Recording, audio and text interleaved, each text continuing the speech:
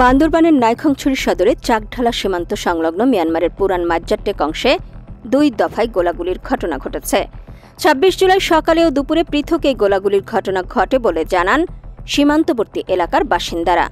বান্দরবানের জেলা প্রশাসক ডিসি শামিমারা রিনে স্থানীয়দের বরাত দিয়ে জানান, নাইখংছড়ি চাকঢালা সীমান্তের ওপার থেকে গুলির খোসা বাংলাদেশ অংশে এসে পড়েছে। ডিসি শামিমারা বলেন, তবে মিয়ানমারে কি কারণে গুলি বিনিময়ের ঘটনা তা তিনি নিশ্চিত হতে পারেননি। গোলাগুলির শব্দে কেঁপে ওঠে নাইখংছড়ির চাকঢালা, জামছড়ি, সাপমারা ঝিরিসহ আশেপাশের কয়েকটি পাড়া। এতে আতঙ্ক ছড়িয়ে পড়ে গ্রামগুলোতে। ওইসব এলাকার বাসিন্দারা জানান, সকালে ও দুপুরে 2 দফায় তারা ভারী অস্ত্রের গুলির প্রচণ্ড শব্দ শুনেছেন। তাদের ভাষায় তুমুল যুদ্ধ বাধে 2 গ্রুপের মধ্যে। এ ব্যাপারে 34 বিজিবির পক্ষ থেকে আনুষ্ঠানিকভাবে এখনও কোনো বক্তব্য পাওয়া যায়নি। স্থানীয় বাসিন্দারা বলেন, সীমান্তের ওপারে বিদ্রোহী আরাকান আর্মি পুরান মাজ্জা নামক মিয়ানমার চৌকি থেকে বেশ কিছু ভারী অস্ত্রের শব্দ তারা শুনেছেন। এভাবে 43 নম্বর পিলার থেকে 38 নম্বর পিলার পর্যন্ত সীমান্তের ওপারে ব্যাপক গোলাগুলির বিকট শব্দ সীমান্তে বসবাসকারী লোকজন শুনতে পান।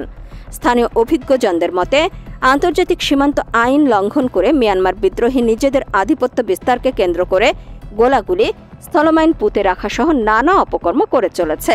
এভাবে গত 3 দিন ধরে সীমান্ত চৌকি দখলে থাকা 28টি চৌকিতে বিদ্রোহী আরাকান আর্মি লাল পতাকা টাঙিয়ে দিয়েছে। তা কেন দিয়েছে তার কারণ জানা যায়নি।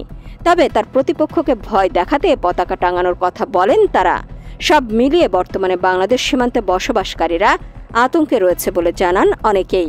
অপর একাধিক বিশ্বস্ত সূত্র দাবি করে, বর্তমানে বাংলাদেশ মিয়ানমারের সরকারি বাহিনী নেই, আছে বিদ্রোহী আরাকান আর্মি।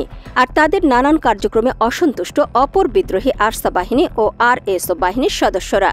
মাঝে মধ্যে এই 2 বাহিনী বা 3 বাহিনী বিচ্ছিন্নভাবে আধিপত্য বিস্তারকে কেন্দ্র করে গোলাগুলির ঘটনা ঘটায়। অপর একটি সূত্র দাবি করে, মিয়ানমারে বর্তমানে সক্রিয় বিদ্রোহী সংগঠন আরাকান আর্মির বিরুদ্ধে একজোট হয়েছে তাদের প্রতিপক্ষ আরও কয়েকটি সশস্ত্র বিদ্রোহী গ্রুপ। এই গ্রুপগুলোকে মিয়ানমারের জান্তা বাহিনী নানাভাবে সহযোগিতা দিচ্ছে বলেও দাবি করছেন অনেকেই। ফলে সংঘাতের মাত্রা বেড়ে যাচ্ছে এবং সেই অভিঘাত সরাসরি বাংলাদেশ সীমান্তের মানুষকে নাড়া দিচ্ছে। সীমান্তের ঘুমধুম দৌছড়ি ও আশেপাশের জনপদের মানুষজন এই অস্থিরতার মাঝে দিন যাপন করছেন। গোলাগুলির শব্দে শিশু ও বৃদ্ধদের মাঝে আতঙ্ক আরও বেশি লক্ষ্য করা গেছে। সূত্র অনুযায়ী সংঘর্ষটি মূলত বিদ্রোহীদের অভ্যন্তরীণ দ্বন্দ্ব হলেও জান্তা বাহিনীর প্রত্যক্ষ সমর্থন থাকা গ্রুপগুলো আরাকান আর্মিকে দমনে একত্রিত হয়েছে।